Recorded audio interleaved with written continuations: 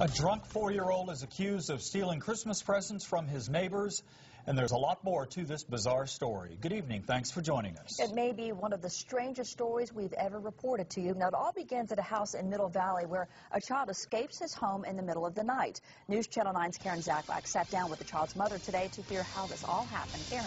Kim, it's a strange story, but also a sad one. April Wright is 21 years old and is going through a divorce with her husband, who's in jail. She's not sure how her 4-year-old managed to escape, open a beer, and steal the neighbor's presents from under the tree. But today, she's just glad he's okay and says she won't let it happen again. This 4-year-old little boy, Hayden Wright, was found early Tuesday morning, wandering the streets of his neighborhood. Officers say he was wearing a little girl's dress and drinking a beer. The biggest concern was him being out there, being kidnapped, getting ran over, the alcohol, having to have a stomach pump. His mother, April Wright, says she woke up that night panicked at 1:45 a.m. to find Hayden gone.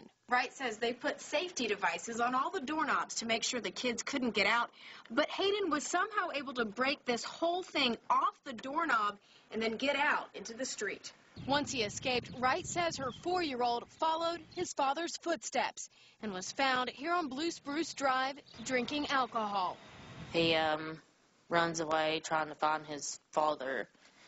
He wants to get in trouble so he can go to jail because that's where his daddy is. The Hamilton County Sheriff's Office report says Hayden rang the doorbell here a few houses down, and the neighbor answered, finding the child holding a partially drank 12-ounce cold Bud Light beer. He got it out of my father's cooler in the back, and how he got it open I don't understand because it's one of those tab beers.